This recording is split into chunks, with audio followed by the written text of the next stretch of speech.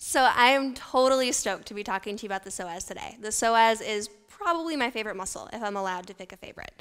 So the psoas is a very mysterious, often misunderstood muscle. Ida Rolf called it the seat of the soul.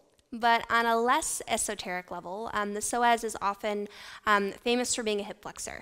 And it certainly is a hip flexor, but it does a whole lot more too, especially for yoga teachers, practitioners, meditators. There's a lot of great stuff to learn about your psoas that can ultimately help your practice. So looking at the anatomy of the psoas originates deep within your body, at the bottom of your mid-back or thoracic spine, the very last thoracic vertebra, T12, and then it attaches to all of your lumbar vertebrae and meets up with the iliacus, crosses the front of the pelvis, and then the psoas and the iliacus together attach at the top of the inner thigh, which is why sometimes you'll hear it called the iliopsoas, but really iliacus, psoas are two separate muscles. So the psoas, it's a spine stabilizer as well as its role as a hip flexor, and it also plays a really active role, or at least an interesting role, in our breathing. So the psoas has a fascial connection to your respiratory diaphragm and your pelvic floor diaphragm. The two diaphragms and the psoas move down on inhale. And because the psoas moves down on inhale, every inhale, it means that at the very top of each inhale, it really gets to lengthen. So when we're taking breaths that are smooth, even, continuous, deep, rich, and full, then ultimately we're serving that function of the psoas. And helping it to be long and supple, not too tight, and certainly, not weak and overstretched.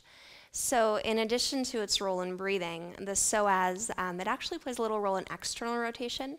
So if your leg is abducted, which means if it's pulled away from the body, then the psoas can externally rotate a little bit.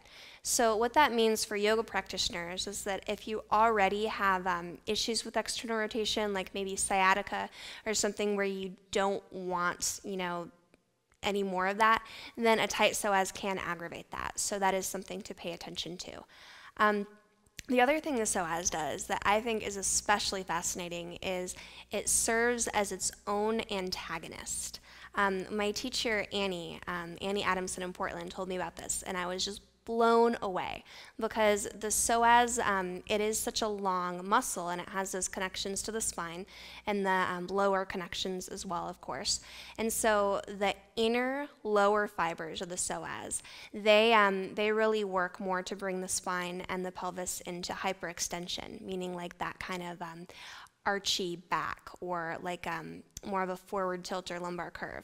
And then the upper fibers, they actually work a little more with lumbar flexion. So if we can get the psoas aligned, then ultimately we can stretch it optimally in both directions. So stretching your psoas doesn't mean that you tuck your tailbone under or push your pelvis forward, because yes, you might feel a superficial stretch when you do that, but ultimately it's not really going to be a healthy, safe, aligned stretch. So I hope you learned a little bit about the psoas.